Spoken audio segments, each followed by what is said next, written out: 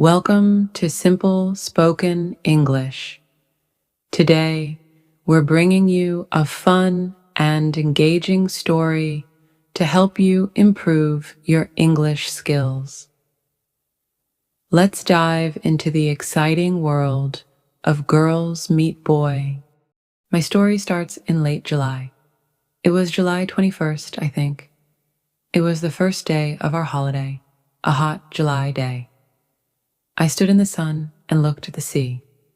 It was 11 o'clock in the morning. I was on the boat at Portsmouth with my mother and father and my sister Louise. Seabirds played near our big boat and the small boats near us on the sea. I started to look at the people with us on our boat. They all watched the seabirds and talked and laughed. They were all happy on the first day of their holiday too. And suddenly there he was, this tall, quiet boy in a blue and white shirt. He was really good looking. I'll always remember the first time I saw him. He didn't see me then. He was with some friends. One of the boys was his brother, I think. They had the same blue eyes, the same mouth and nose, nearly the same hair. His brother and one of the boys with him tried to catch the seabirds, and he smiled at them. Then they came and stood near us, and they talked about the small boats on the sea. I watched him over Louise's head all the time. His brother and his friends made a lot of noise, but he was quiet and didn't talk a lot. Then suddenly he looked at me, and his eyes stayed quiet on me. And he smiled his lovely smile with his shy blue eyes. The people near me on the boat, the sun, the sea, the birds, the noise of his friends, time, it all stopped. At that moment, there was only him and me and him. Him and his smile for me, only the two of us. Slowly, very slowly, the boat started to move away, across the water to Spain. It takes a day and a night on the boat from Portsmouth to Santander in Spain. A day and a night together, in the same boat with him. It was a big new boat with cafes, shops, a cinema, and a disco. In the evening, Louise and I went to the disco together. We had a Coke and listened to the music and watched the dancers. But he wasn't there. Then suddenly a tall boy in a black and white shirt came in. It was him. He was with a friend. They stopped and looked slowly at all the people in the disco. It was dark in there, and he stood and looked for a long time. Then he saw me, and he smiled a big, friendly smile. I wanted to stand up and sing and dance with him. He came across the room and stopped near our table, and he asked me to dance. Suddenly, he wasn't shy with me. We danced together for a long time after that. But then I looked up, and there was a second tall boy in a blue and white shirt at the door of the disco, with the same eyes and the same mouth and nearly the same hair.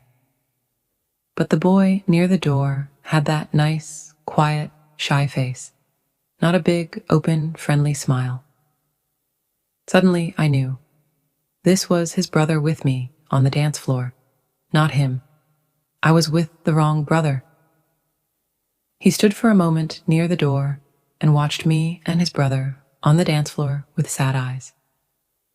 I wanted to run to him, to take his sad face in my hands and say, sorry. He looked at me, then he went out quickly. I stopped dancing, walked back to my table, and sat down. His brother started to dance with Louise. I didn't sleep that night. I thought about him all the time and listened to the noises of the boat and the sea. In the morning, I went to the cafe at 8 o'clock and waited there with my sister for a long time. I wanted to say sorry to him. I had 4 cups of coffee, and I don't really like coffee. But he didn't come. Where was he? Where was he? At 11 o'clock, we arrived in Santander. I wanted to stop the boat. I wanted to stop the holiday. I wanted to go back to England. I only wanted to see him again, to talk to him, to ask his name. But he wasn't there. Mark's story. I started Spanish at school in September, and I like it. We've got a good teacher, Old Webb. Mr. Webb, not Old Webb, my mother always says to me. He isn't old, you know. Old Webb, sorry, Mr. Webb, always takes some people from our school to a place in Spain for the first 2 weeks of the holidays, every July.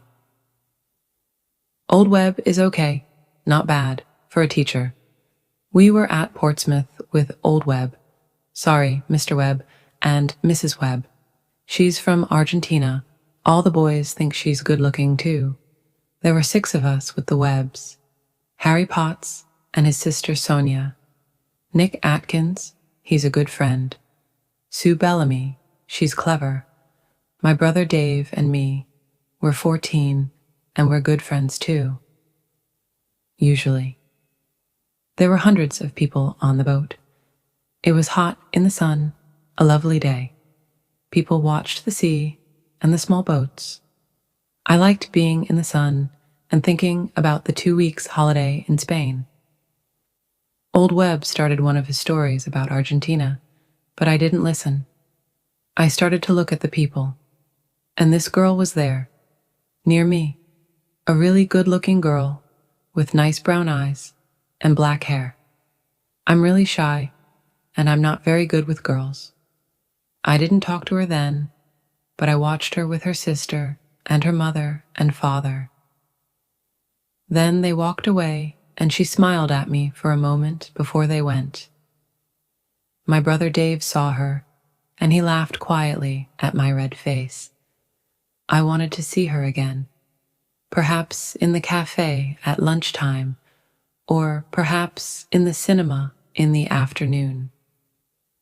But she wasn't there, and I don't remember the film.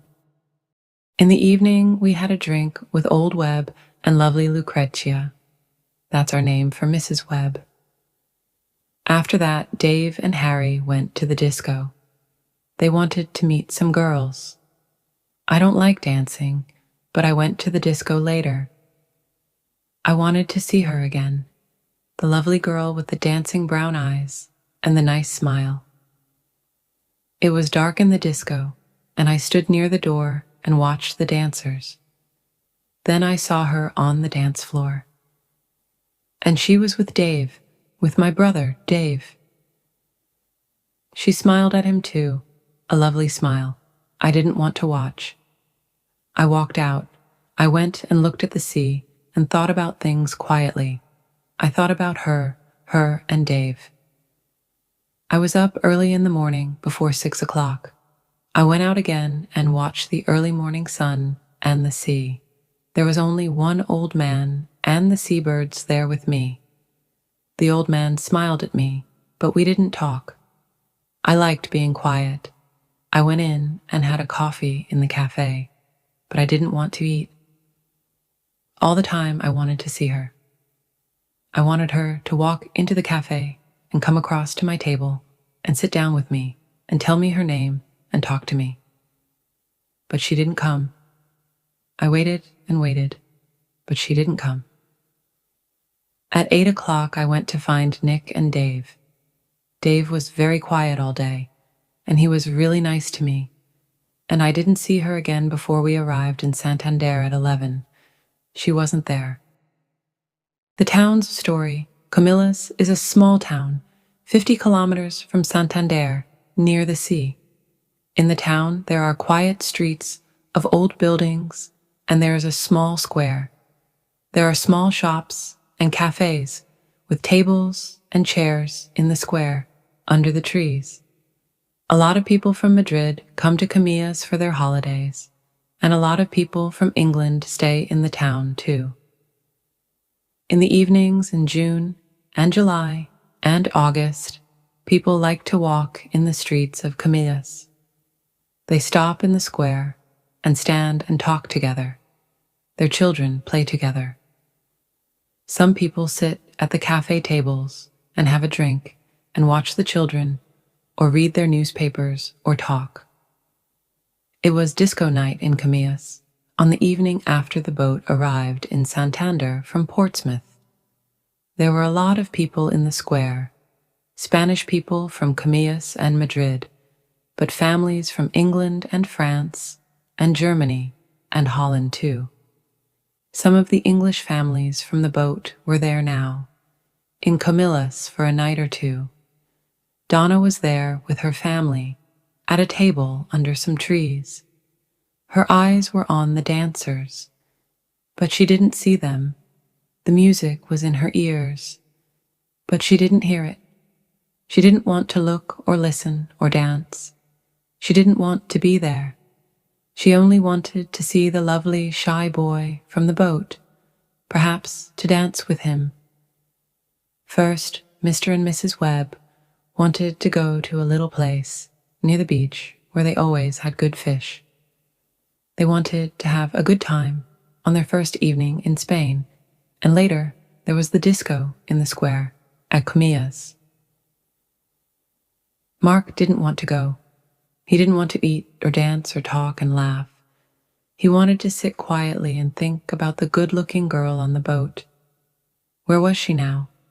But Dave and Harry and Nick and Sue all wanted him to go. Later that evening, he walked into the square at Camillas with his friends. They found a table at one of the cafes, and they all sat down. Mark looked slowly at the people at the tables near them. Donna looked sadly at the people dancing and standing in the square. Then their eyes met. Time stopped. He was here. She was here. He smiled at her with his nice blue eyes. She smiled back at him with her dark brown eyes. Suddenly, he wasn't shy. He stood up and started to walk across to her. She was on her feet. Their hands met. She wanted to dance now, only with him. The others watched and smiled. They all knew. And Dave? Dave watched and smiled happily. You see, only Dave really knew the story. Only Dave knew his plan for his brother. And Donna and Mark started to dance. They were together